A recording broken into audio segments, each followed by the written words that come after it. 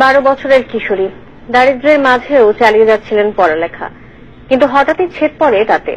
লালসার শিকার হন বাবার বয়সী এক পাষণ্ডের। একবার দুবার নয়, তাকে 4 বার ধর্ষণ করে আব্দুল মান্নান নামের ওই ব্যক্তি। পরে ওই কিশোরীর গর্ভে জন্ম নেয় এক সন্তান।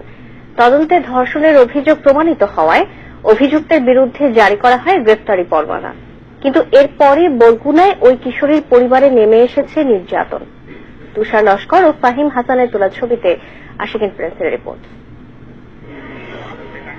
কিশোরীটি দক্ষিণের জেলা বরগুনার একটি মাদ্রাসার 7ম শ্রেণীর শিক্ষার্থী, বয়স 12 বছর।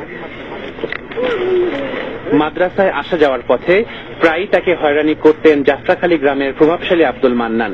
বিষয়টি জানাজানি হলেও মান্নানের প্রভাবের কারণে এর কোনো সুরাহা হয়নি। গরিব ঘরের মেয়ে বলে এক পর্যায়ে নিজের সম্ভ্রম বাঁচাতে গ্রাম ছাড়েন ওই কিশোরী। ঢাকায় এসে আশ্রয় নেন ফুপুর বাসায়, কিন্তু এখানেও মুক্তি নেই। 40 বছরের আব্দুল মান্নান ঢাকায় এসে খুঁজে বের করেন কিশোরীকে। 4 বার ধর্ষণের শিকার হওয়ার পর ছেলে সন্তানের মা হন তিনি, কিন্তু শিশুটির ভরণ পোষণ এবং ভবিষ্যৎ নিয়ে তৈরি হয়েছে অনিশ্চয়তা।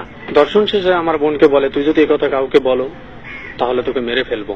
আমার বোন ভয় আর কাউকে কিছু বলেনি। তো প্রায় 5 মাসের কাছাকাছি ফবির তাকাইলো বোনের দিকে, যে দেখে বমি করতেছে। কেন বমি করতেছে জিজ্ঞেস করলে তখন কান্না শুরু করে ফবির কাছে সব বলে দেয়। আব্দুল মান্নান দরজা বন্ধ করছেন, ভয় দেখিয়ে জোরপূর্বক ধর্ষণ করে।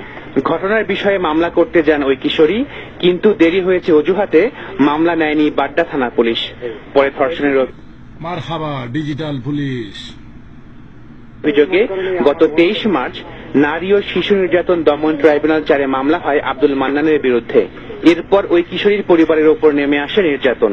আমার মায়ের উপর মান্নানের শালা, 2টা শালা আর ওর চাচাতো ভাইরা 300 কোটি ডলারের সহায়তা